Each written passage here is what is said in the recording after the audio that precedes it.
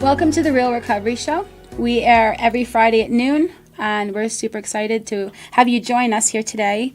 Today's topic is on Christianity and recovery.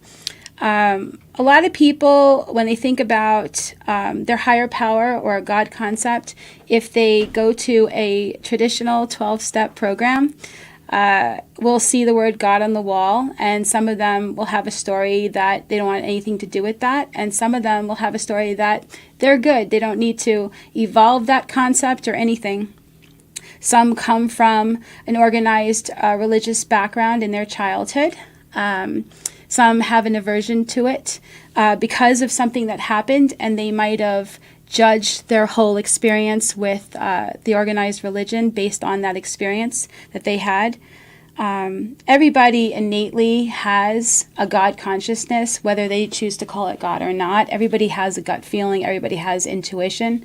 But we can get so disconnected from that as we start relying more and more on our egos, on our stories about who we think we're supposed to be. And so over the years, oftentimes when people would go to a 12-step program like Alcoholics Anonymous or Narcotics Anonymous or anything, in the part of it and the steps in 2 and 3 where they have to find what really is their higher power and whether or not this concept that they have is something that they feel can restore them to sanity, that's when the questions start to really come up about whether or not they have a higher power that they could rely on.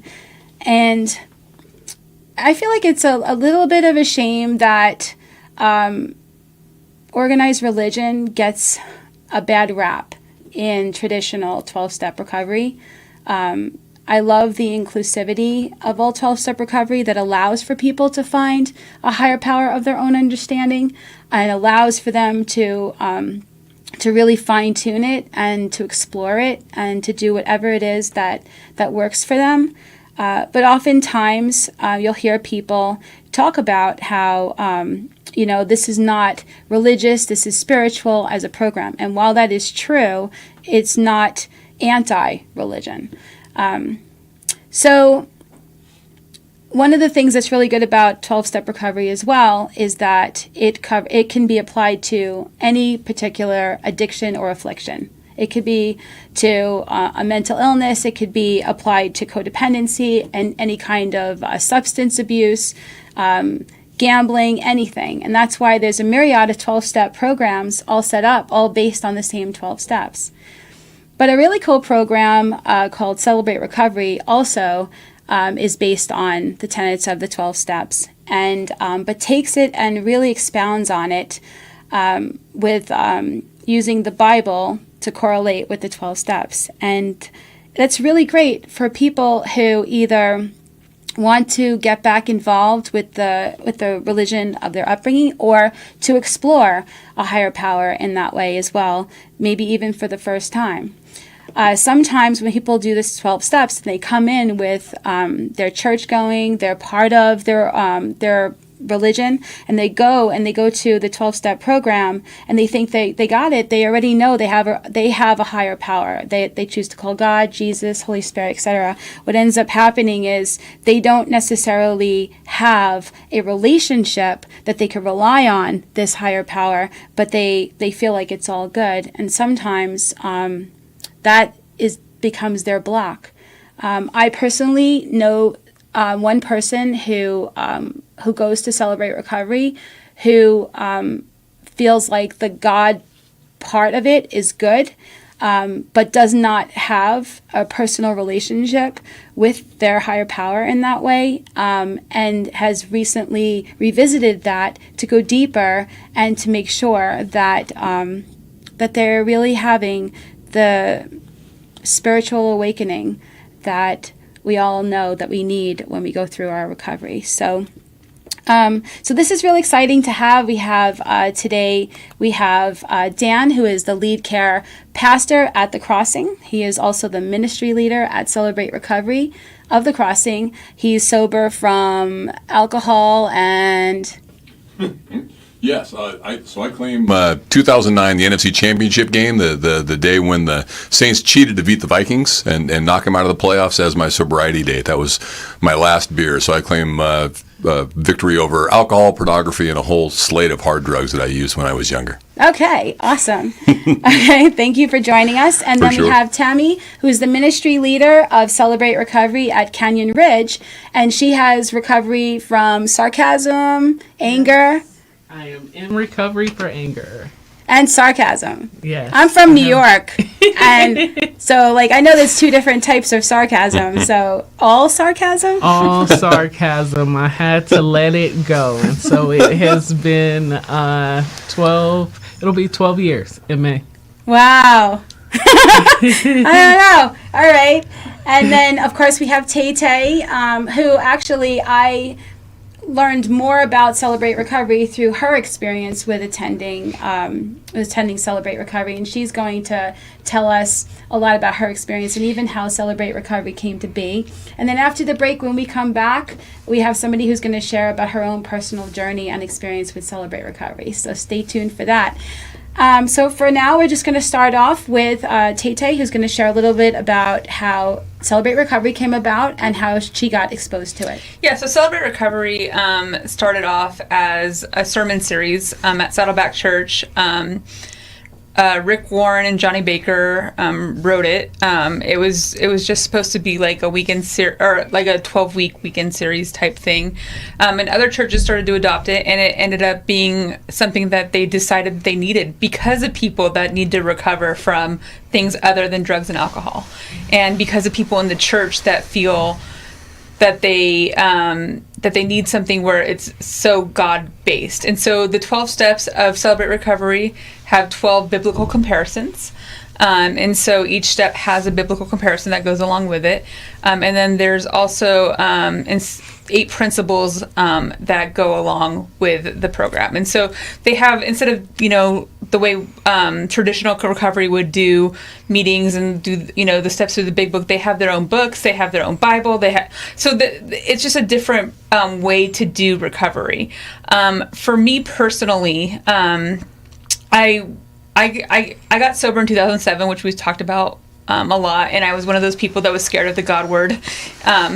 But I found in 2009, I found church for the first time in my life. I did not grow up in the church. I did not have a concept of God. I did not know any of those things.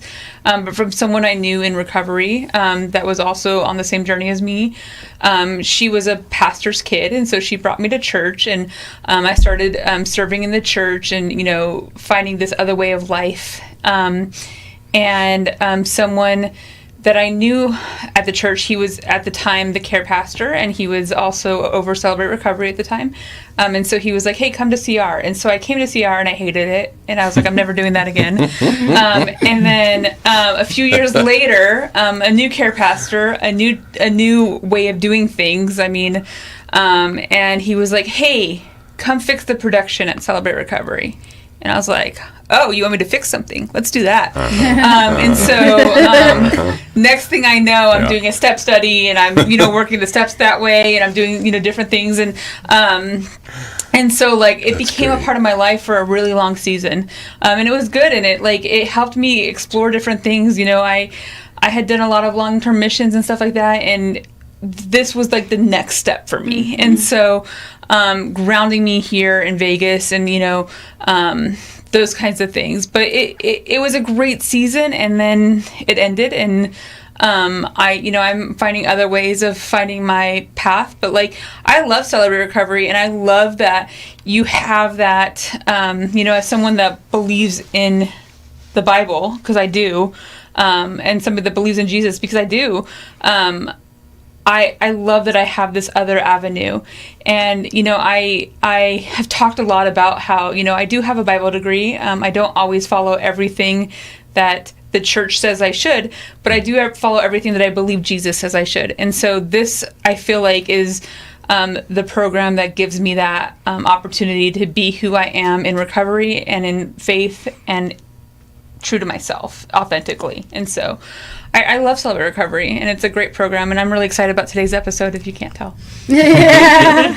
Me too. Just a little bit. You still go. You go to Celebrate Recovery. I do. I don't go to Celebrate Recovery at Canyon Ridge anymore because it's far.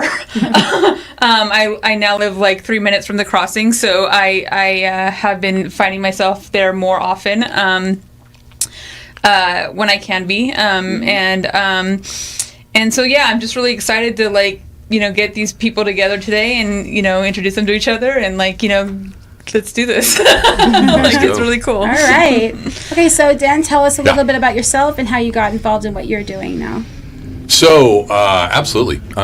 My recovery story, I'm not going to tell you my recovery story today, but it's a two-piece recovery story. Tell some of it. I'll tell little bits of it. I don't want to take up too much time with it. But so when I came to Christ, he started working on a couple things that I thought were totally victimless crimes, like pornography and my drinking, right? And we had a couple of conversations about, well, if you think it's a victimless crime, next time you sit down at your computer, look at some pornography, just pull up another chair next to you, because I'm God and I'm everywhere all the time, and you and I will just look at some pornography together. That was, the beginning and the end of my pornographic career right there. That was an uncomfortable reality to contemplate. And, we had kind of a similar conversation about alcohol and celebration and relaxation, right? So those challenges that I think more people think traditionally about when they think about recovery had been dealt with before I stepped into CR. I stepped into CR because it had fallen under my leadership umbrella, but I had a guy named Trey Jenkins who was doing a fantastic job of running it for me, so I would come and participate in the worship, because we all know CR worship is the best worship of all worships available, with all those humble, broken people in the room that are so grateful to be there. And they told me I had to go through a 12-step study if I was going to be able to lead in CR. And I did the standard pastoral thing. I said, well, I'll check that box. I'll participate in your step study since you say I have to. I didn't even know his voice got lower. But let's just be clear. I'm a pastor. I've been to seminary. I have a spiritual direction certificate.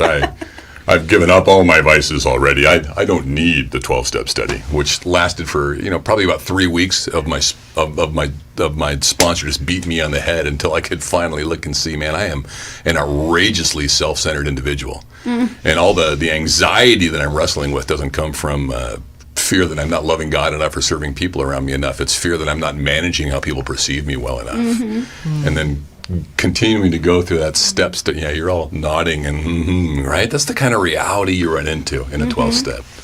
And from there it evolved into recognizing that I really wrestle with insecurity. My dad was a phenomenal man, never said anything bad about hardly any people group, except for maybe folks who engaged in self-pity. He was fairly quick to condemn self-pity, so I've grown up my entire life abhorring self-pity. It's one of my biggest challenges. I've been soaking in self-pity for probably 35 or 40 years. And also an understanding that due to my insecurity, when people challenge me at all or even just try to give me help or direction, my immediate response is almost always judgment.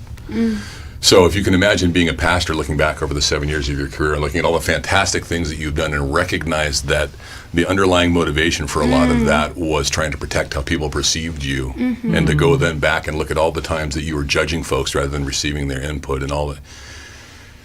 I'm going to stop there, or else I will talk about myself for a while. But boy, it was a phenomenal bit of realization, and I can say, as someone who definitely doesn't need a 12-step study, man, I am so glad I participated in a couple of 12-step studies, because now my anxiety is pretty much under control, and I judge a lot less, and I'm at least aware of when I'm soaking in self-pity, so I can try and shorten that time frame as much as I can.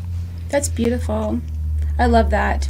I've often done the same thing, running the meeting space and the recovery store. I went from somebody who was someone who would slip into a traditional recovery event, and then I would slip back out, and I spent a lot of my time working from home, etc., on my other business that I had at the time. So when I was now in the forefront and a lot more people knew me, and I had to, it was much more of a challenge now to not have this special story, as some people would praise me for all the good I'm doing, and some people would be like, she's just in it for money, and da-da-da-da. And it attacks all of the false self, it really ego does. Don't you know who I think I am, And so And that's not this exaggerated story about who I'm supposed to be with the cape coming out of my spine. Has nothing to do with God, but I used God to say that it had something to do with it because I'm doing this for God, don't you know? But at the end of the day, man, I'm an addict. You know, I want to manage how people see me too. And so I've always had to look at that constantly whenever something seems to excite me or I'm running on something or get anxiety because I have to live up to the story I have about myself. And we all have that. We can all identify with that. I think you need recovery. Yeah, thank you. I so appreciate it. You telling me all these years later. Wow. For sure. So how'd you get involved with Celebrate Recovery in the first place? Celebrate Recovery, it does fall under my ministry umbrella. So when I became the lead care pastor, that was when Celebrate Recovery came under my umbrella. And so, like I said, I paid a minimal amount of attention to it until I was forced fully into the process. And now it's rapidly become the focal point of what I do as a minister or as a pastor. It's just, for me, the community is, I guess I want to use the word intoxicating. That feels like the wrong word for this show, but it's to be surrounded by people who know they are broken. Yes. Who are grateful for the opportunity to be able to speak without being interrupted or judged or helped or fixed, and who are thrilled to be there and will listen to me and not judge me, and to see the growth that happens in people. I mean, I don't know a word other than intoxicating. For me, it just feels like the best possible expression of church and what church could feel like. Yes. I agree. That's Absolutely. Beautiful. Yeah, right. I love that. Absolutely. Everyone who walks in the door there is not there to impress their neighbor, or they're not meeting their friend from down the block or checking the church box. They're there for survival. They're there for improvement. They're there to see their brothers and sisters. They're there to see their Community. Their community, and it's. Yeah. I speak all the time about the divine magic of community. There's a reason we don't do recovery at home on our couches by ourselves, where it's safe. It's because it doesn't work, right? It doesn't work outside of community, and in my experience, it really doesn't work without the involvement of God. I agree, and I love how you're talking about it because a lot of times, people can have a story in their mind that talks them out of reaching out for help or trying something new. Absolutely. That tells them that that's going to be this, that's going to be that, all these ideas that we can tell ourselves, but you're painting this beautiful open-armed experience where come be real, nobody's going to judge you, and this is a safe place to unpack your stuff and to look at it and get right with yourself. It's messy there, Lisa. It's messy. It's good, though. It's a good messy. It's a fantastic. Our production values aren't as high as big church, and sometimes I say stuff on stage, and I come off, and I'm like, why did I say that? Or I get up there and I forget what I'm going to say. Yeah. And, sometimes there's long pauses between the people when they come up on stage. We're not smooth. Yeah. We're not good. smooth. And I don't have any apologies for that. Right. It's just as real and authentic and vulnerable as it can be, and that's a rare commodity to find in this world, where you can show up and be stupid. There are times where that I'm emotionally unstable. I'm moody. I can be selfish sometimes, right? And people are like, yeah. You're being a little selfish right now. Should we revisit this conversation maybe next week? I'm not sure this is really how you want to feel long term about this topic. But it keeps you humble because you realize it's your work in progress, and we're constantly having to make sure that we don't close back over the channel that's been open to our higher power to speak in our lives. It's our egos are wanting to always form back up and become super bloated and important. Yeah. So and then so you, Tammy, you're at a different church across town. Yes. You're all the way Northwest. Yeah. Northwest. So all this is in Las Vegas, by the way. Yes. But there are CRs all over. Yes, all over the world. All over the world. And so, and how did you get involved? I originally got involved in Celebrate Recovery as an assignment.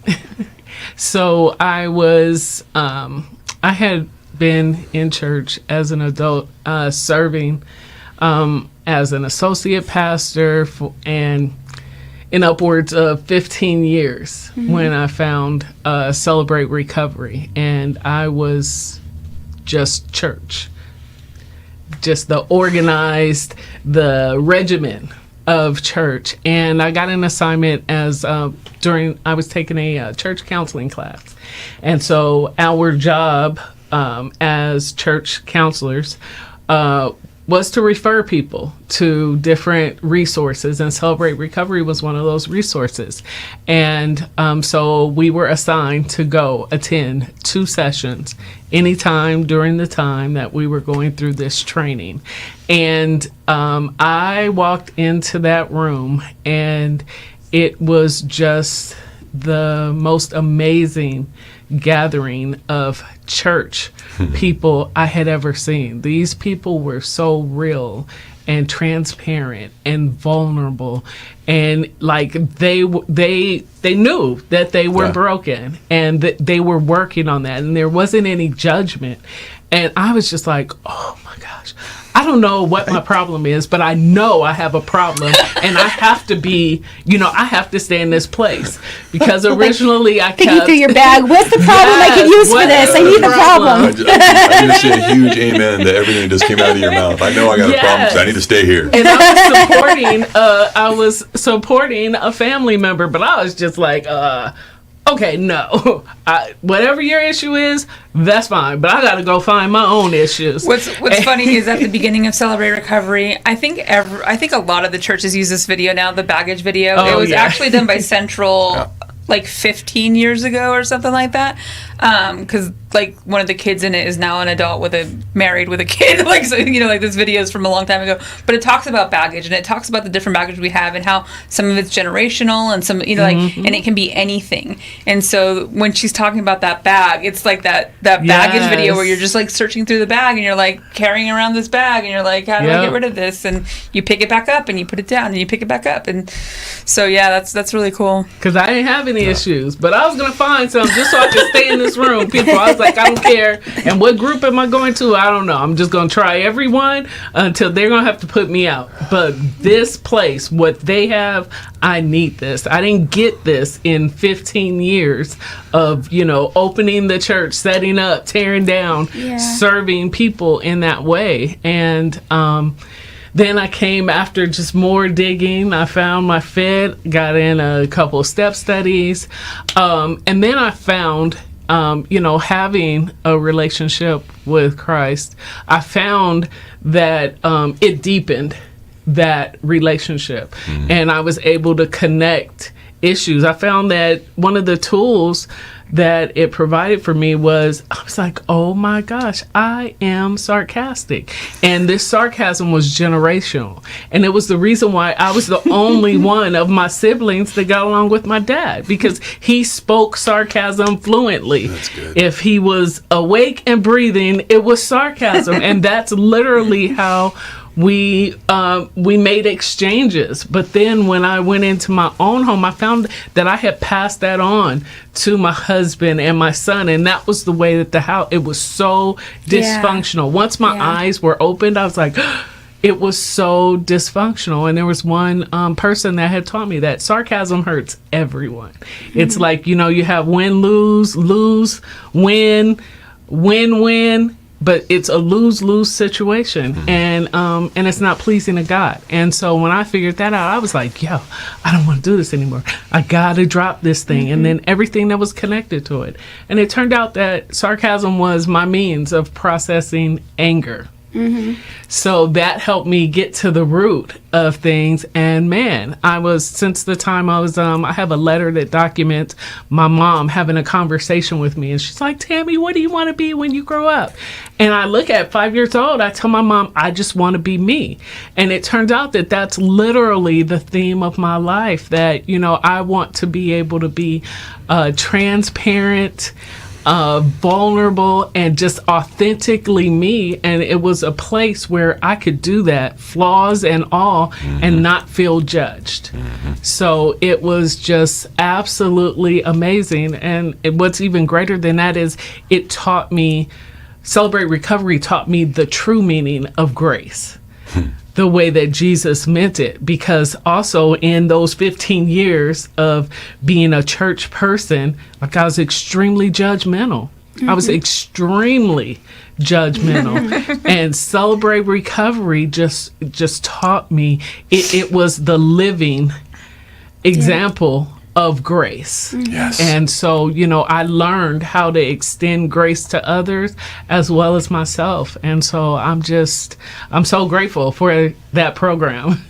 I'm grateful you guys are sharing like this because, like I said, like the general consensus when somebody has an aversion to organized religion, especially Christianity, is the judgmental story, the hell and damnation God, and then the people judging, and then not being the incongruency with how they are maybe on a Sunday, but then how they are when they get behind the wheel on the road after, and et cetera. Right. And these are the stories that you hear in traditional 12-step recovery that keep a person going with this resentment, this grudge against a whole modality, right? And that's it turns a person off who might be curious about it, but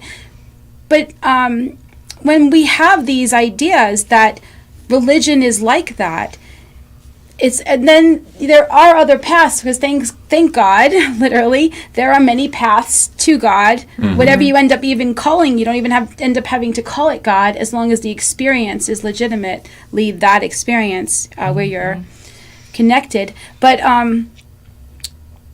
But the story is that it's going to be judgmental. Like, there's no way that a church will accept somebody like me. The things I've done, the things that were done to me, no way, blah, blah, blah. And the whole issue that keeps a person even disconnected from their higher power for so long is the story that God's judging them, and God would judge them, and it's definitely the organized religion God that would judge them. And so it keeps them in a rift where they have to heal that sense of abandonment, that shame, that toxic shame, And to see the way you guys are painting this is so beautiful, because you don't have to, there's no airs to put on, there's no fancy dress to wear, and you don't have to clean it all up and make it seem like it's anything. You can bring whatever it is that you're going through. Amen. And please bring whatever it is you're going through. And on the topic of sarcasm, I when I was early in recovery, somebody said that and I don't know if this is true because I've tried to look this word up before, but they said that the definition of sarcasm was the tearing of flesh. Did you ever hear that as a definition? Oh. It's very vivid. And so I grew up in New York, and sarcasm is like, if you don't know how to drive and you don't know how to speak in sarcasm, you don't belong in New York. And so, but what I saw that there was the sarcasm that's bad is the passive aggressive. I want to tell you how I feel about you, and then I want to chastise you for not taking the joke. Yes. I want to slip it to you, but I want to take responsibility for having said that. That's not what I really think. You're too sensitive. Whatever it is, that sarcasm it's a way of getting the message across, without having to own it. And by learning, and by taking responsibility and getting right with ourselves and God, it's like we can clear that up and realize that, I don't want to make you the reason why I'm suffering. I don't want to do that, because that's not even cute. But I do like the humor sarcasm where everybody's in on the joke. Yeah. So either I'm in denial and I need to go do what she's doing, or I am teaching on denial tonight. You are? Oh, there you go. At our Midtown campus. There'll be a whole Feel different free to episode show next up. time. Feel free to show up. So one thing I wanted to say about what you were talking about with the God concept and this damning God or whatever, we've talked a little bit about my journey in the last few years and how there were points that I was afraid to tell people in the church what was really going on in my life, and and I have not had any bad, no one has said to me you're going to hell because of who you love. No one has said that to me. And what's interesting is I've started going to the Crossing CR, and they don't know me there, so they don't know that I did production for many years, and they don't know that They know now. They do know because she tells everybody. They didn't know. I hear you volunteering to be in the tech booth. I heard that. Well, if you allow me to, but that's a different conversation. But they didn't know That's that, hilarious. they didn't know the history, but Dan and I had a conversation because I was like, hey, I really want to openly share in this group, but I can't tell them who I love because they might try to fix me, and he was like, then they try to fix you, but they're wrong, and like this like opening of like, Let that be their problem. let that be their problem, and even before we just started this shoot, like we were talking about, because I have a Bible degree too. Like he's not the only one in the room with a Bible degree, and she's a reverend. So like Lisa's a reverend. Reverend Lisa. Yeah, right. I'll make the adjustment. God. but so we were talking about how like there are allowances in God's kingdom for interpretation even, and how like just me being authentic me and loving God the way that I do is enough. Like I don't have to be this perfect Christian in order to be someone who gets recovery from Celebrate Recovery. Right. And so I appreciate that. Like I appreciate that idea that like I can come broken and I can come where this person thinks I'm broken, but that's not actually broken for me, And I love that idea. I love that take on it. And so I'm just really appreciative of like the openness that I'm finding now in Celebrate Recovery, and that I was afraid I wouldn't find. But that's because I had my own preconceived notions, not because anybody told me that I wouldn't find it there, And so Thank you. that opening of like, okay, so I can be me and still heal. I feel like it's, I think it's ironic that, that all of these methods to get in touch with a higher power are they themselves worshipped. Like if I just go to church, or if I just say these prayers, or if I just do this thing, in and of itself is this magic potion. I will be healed, I will be all the good, and I will go to heaven. And instead, it's the thing that, because we're living up here, and we're thinking, I have to be good, and that person's not good, and do you see what that person's doing, and I need to do this better, and I should be, and whatever, and we have all these stories about who we think we're supposed to be, and that is the biggest block to our true relationship with each other and with God, period. Is the story about it. And so what's so wonderful is sometimes you would think that we had this guy outside the meeting space for an obnoxious amount of time. And he was preaching, with the whole, what do you call it, megaphone? Megaphone. Oh, goodness. Really? And he was doing it, and he was telling everybody. And so I went out there and maybe had a little sarcasm, but I went out there and I said, I really appreciate how devoted you are to what you're doing, but we're good over here. Like, we're healing. We have higher powers. Like maybe your services would be better effective on another corner, right? Because he's loud and we have the meetings and whatever. And so I thought, who I thought I was going to fix that. But he said, "Oh no, that's the wrong God. That's not God." Those people. And he started going about like the people who are addicts and the people who, and I was just like, wow. You mean the people Jesus actually went after? Yeah. So what's interesting about the moment, right, is I walked away realizing that he's doing all the things that he very much feels his mission to do, and I honor him for that. Mm-hmm. But he's missing the point. He's missing this point, right? Because if there was anybody that couldn't get right with themselves, they couldn't heal, they couldn't be God, they couldn't be with God. If that was even a thing. And I think that it is the person that gets judged for bottoming from alcohol, drugs. Oh my God, that person lost their kids right now. They lost their job, da-da-da. They think that person's a criminal, that person went to jail, yada, yada. that they're the unlovable, they're the unforgivable, or for whatever, there's judgments, right? But it's in that bottoming from trying to be on all the time. It's that awakening from finally getting real and letting go and saying, finally, I don't have to pretend anymore. This is what's really going on. And there's this exhale and this surrender, and it says, I have this problem.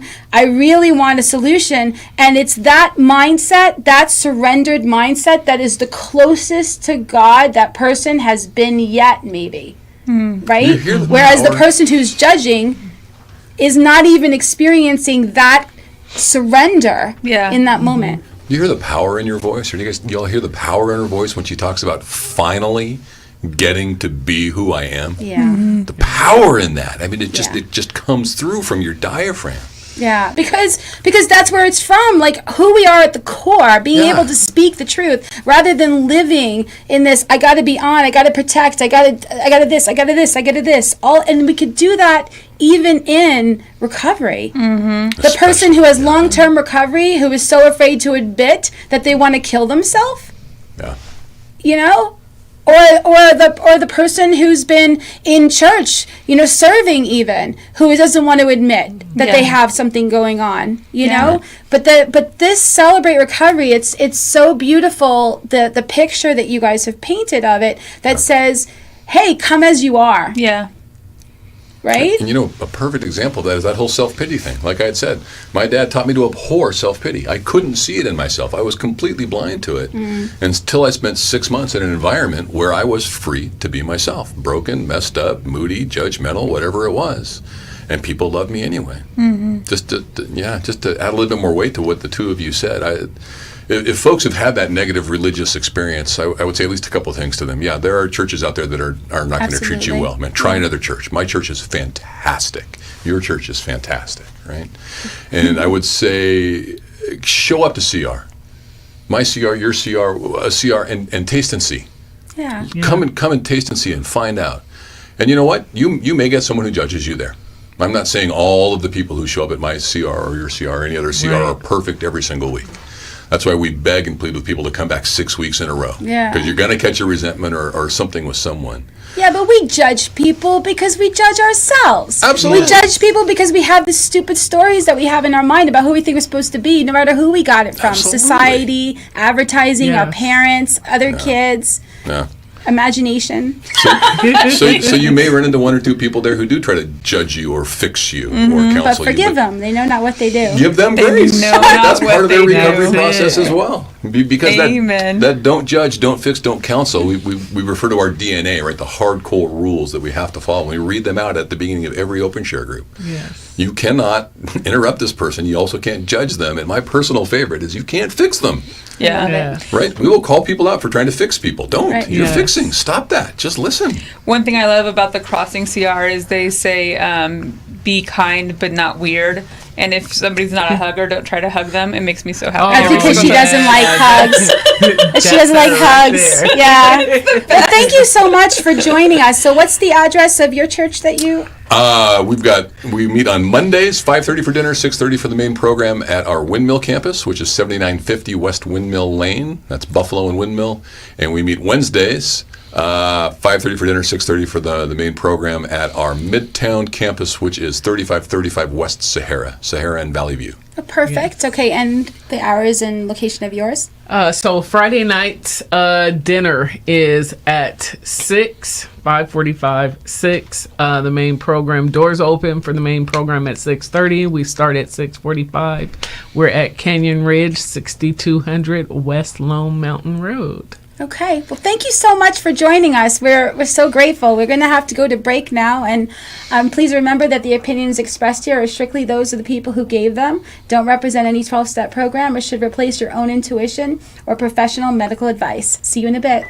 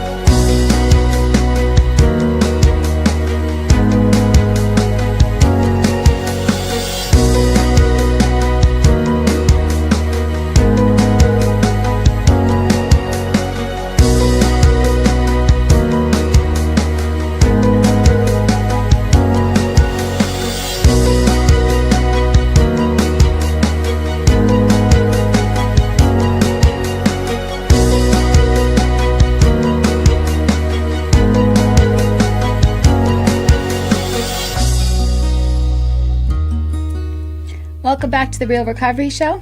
Please remember you can watch us on Facebook, YouTube, on Amazon Fire TV. You can listen to us on the PHLV Radio app. You can get our podcast on Apple Podcasts, Spotify, and iHeart Radio. You can go to themeetingspace.com and click on The Real Recovery Show, and you can see all of our episodes there as well. And please pass it on to anybody that you think might be interested and help us get the word out.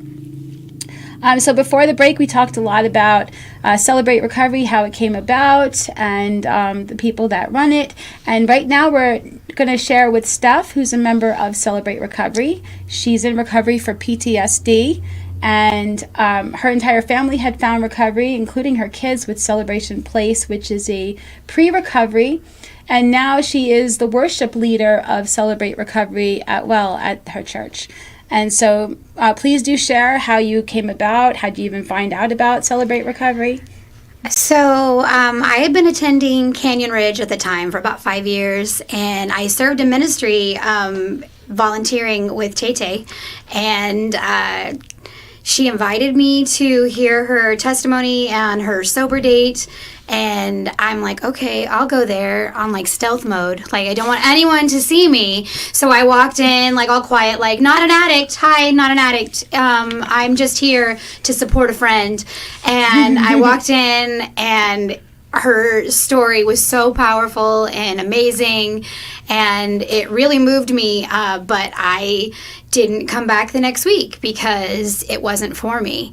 And it was for those people. It was for those people, those people who were messed up and, messed up, sorry to say in quotes, because I was really in denial at the time.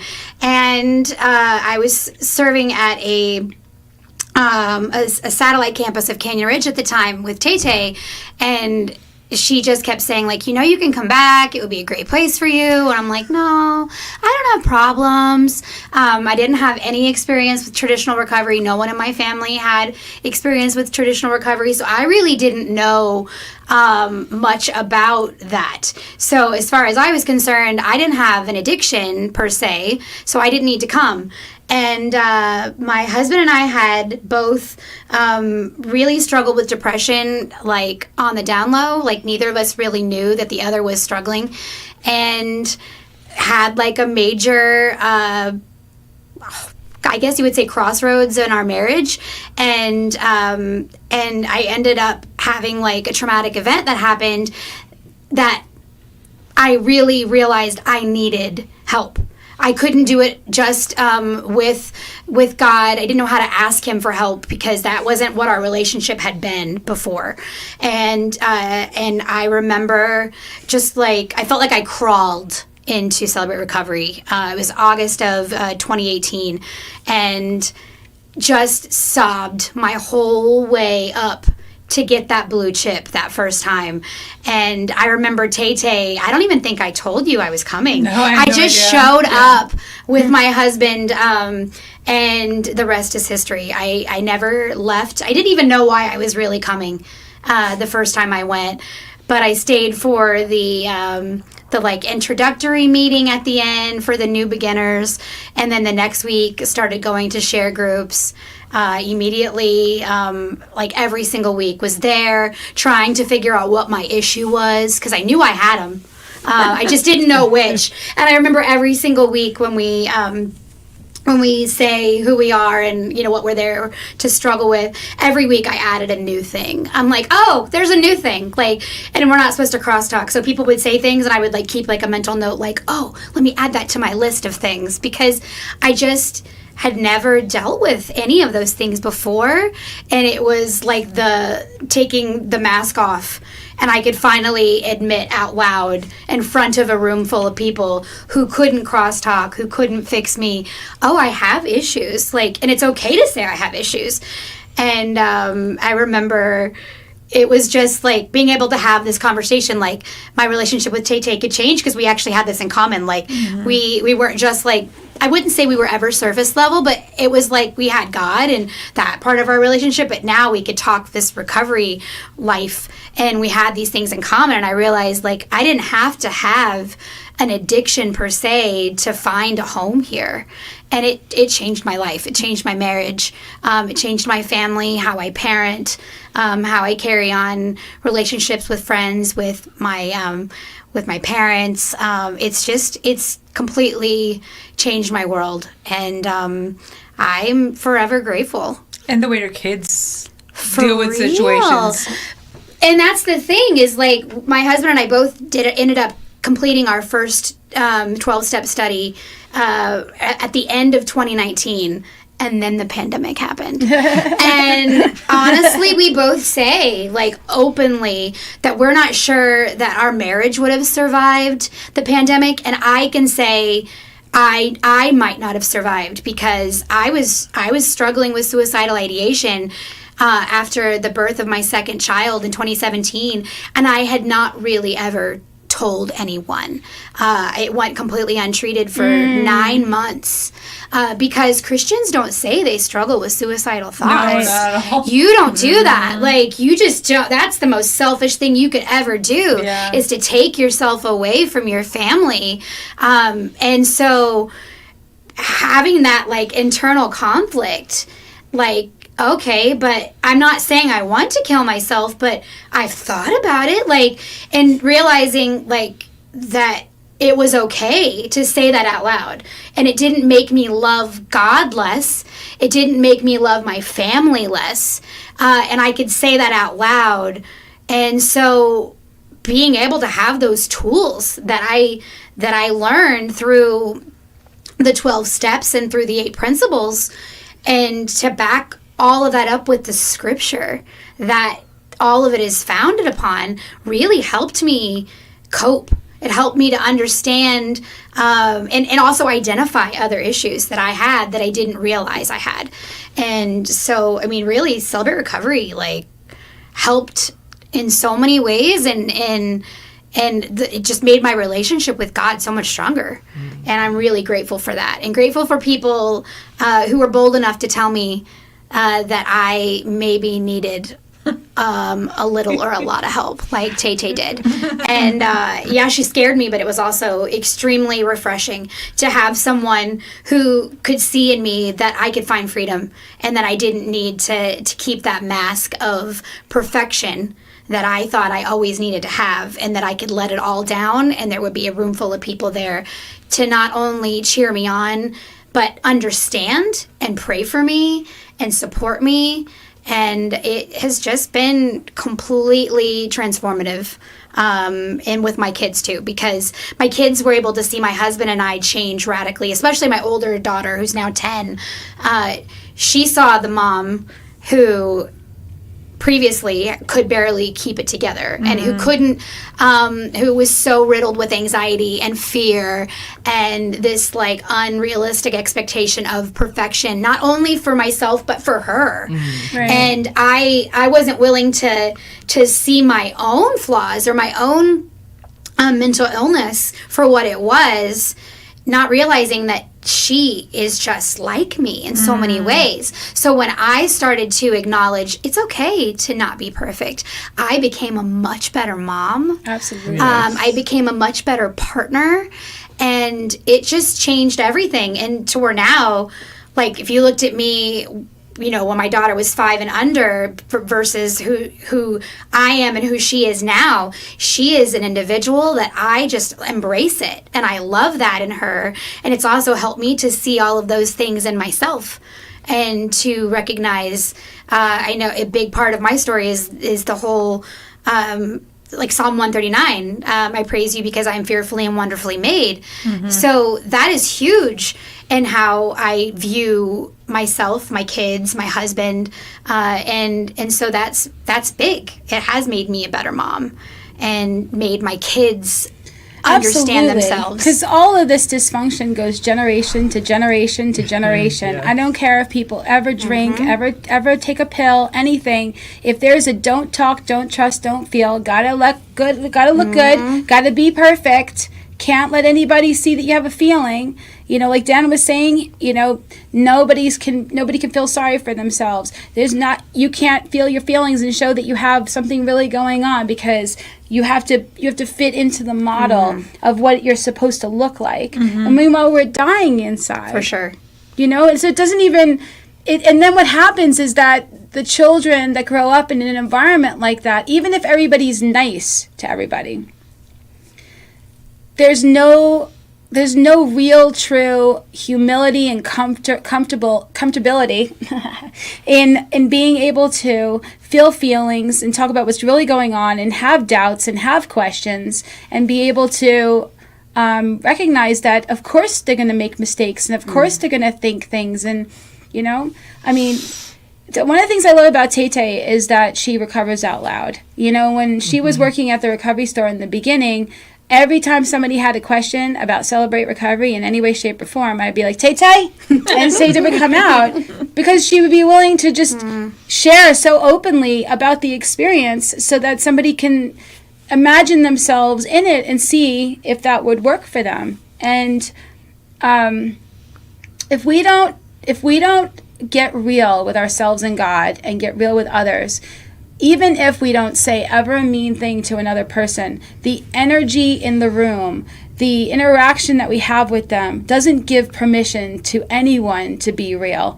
And when everybody's trying to be these perfect little people, and they think that that's what their concept of a higher power would like, them being fake. You know, secretly judging, secretly having the self-shame, the shame, secretly separating, you know. It's like, that is, I think, the you could be in the actual building for it, the church itself, and not have the experience. So I love what you were sharing. So what happens, you guys, when somebody goes and wants to inquire about Celebrate Recovery? If they go for their first time, like, what can somebody expect, or what tips or tools can you maybe give somebody on this is the easiest way to get involved in it and to try it out? Show up. Just show up. Show up. So, but there is the dinner. I mean, it starts with dinner. Every Celebrate Recovery has it free? An awkward dinner. Is it a free awkward dinner? It is it is in most cases a free awkward dinner. They take donations. They accept donations. Yeah, because we don't want anyone to come and not be able to eat. So it's like a mingle. Do people sit down for dinner? Yes, people sit down. We break bread together. And for some people, it's the only meal a week they get to have with their families. Yes. Because of life, because of how busy life can be. So, but if somebody's new, is there a greeter? Is there somebody that recognizes when people are new? I mean, how's the process? There is. There are greeters throughout. There's wayfinders, signs that point you to the dinner, point you to the chapel, and everyone. They're like. One of the things that people tend to fear is like, oh, I'm going to stand out. People know that I'm new.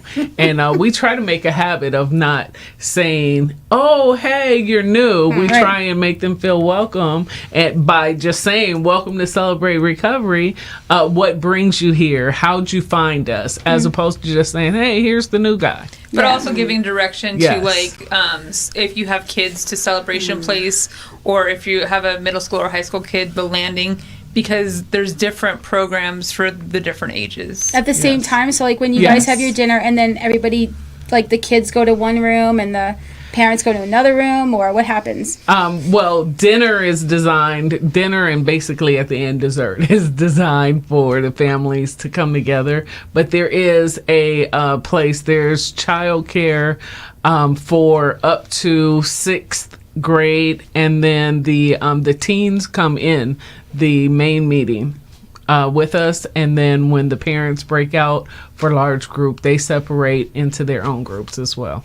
And so someone can come, they can just listen, right? Nobody's gonna make them do anything, right? You can just try it out. It can't hurt.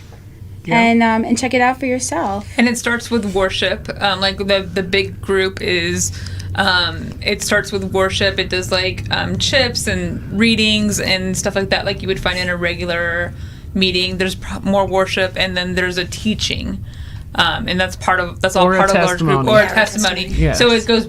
So one week there's a teaching, the next week there's a testimony, and it goes back and forth. And a testimony is somebody sharing their story. Kind of like what overcoming. Stephanie just did. And then after that, that's when they break off into the smaller groups. And depending on the CR, depends on what groups they offer, because it depends on how many volunteers they have to run the groups. So, but there's like addiction, there's codependency, there's life issues. Yes. Some have veterans, Yes. some have abuse. I mean, so there's all these different groups, but the large group is co-ed, where the small groups are gender specific, issue specific. Oh, wow. That you can have that many groups. Mm-hmm. That's crazy. Yes. And do you have sponsorship, like in Yes. traditional? And how does that work?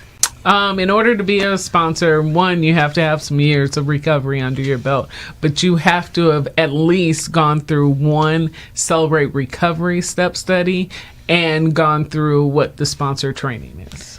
And so, and what she says when she says the Celebrate Recovery 12-step study, so there's sets of books, and it's like a separate meeting. It's a different day, and you do it in a group. So there's the first set of books, and then there's the Journey Continues, which is the second set of books. And so you have to go through that first set of books at least once and do the training to be a Celebrate Recovery sponsor. Interesting. And so, is it like with traditional recovery where the sponsor stays in touch with the sponsee in between meetings, or is it just really mainly there? Oh, no. Sponsorship is really what happens outside of the meetings. And pretty much most across the board, the way that sponsors are designed in Celebrate Recovery is we set up a theme of accountability, where it is the person being sponsored, their responsibility to reach out to their sponsor. But if a sponsor hasn't heard from someone they're sponsoring in a while, they'll check in, ask questions, but it really puts responsibility on I agree the person with that, being because even in sponsored. traditional recovery, sometimes you'll have somebody who's a sponsee. He'll be like, my sponsor doesn't call me. It's like that's not their job, their job. like, Right. No, it's not their job. because you have Not their to recovery. show that you're willing to do your Yeah. part and take your own healing and your own recovery seriously. Gotta have skin in the game. Yeah. So how many people do you feel go to Celebrate Recovery instead of traditional, and how many people maybe do both? Do you have any kind of idea of the mix of that? I would say it's probably percentage wise, it's probably even, because a large percentage of Celebrate Recovery participants participate in traditional recovery as well. Yeah, there's a lot of people who treat the Celebrate Recovery as their church experience while they're going to Alcoholics Anonymous, Narcotics Anonymous too, so that they get, it's kind of cool because then they have a sponsor there, and then they have a sponsor there, and so they have all the recovery. Well, and here we have a larger population of people that Celebrate Recovery for addiction, especially alcohol, drugs, and gambling, than in other places. I don't remember what the percentage is, but what's the percentage of people that go for addiction? Isn't it like 50%, or it's less? I don't even know what the current percentages are. But because Celebrate Recovery does such a wide gamut of any hurt, habit, or hang up. I think I said that in the wrong order, but What's the right order? Hurt, hang up, habit. Her leads to hang up a hang habit, up, yeah. which can lead Her to a hang habit. up, yeah. Whatever. Tay taught me that because she was a stickler for the order. yeah. I didn't care as long as I got all the H's out. It didn't matter. That's really cool.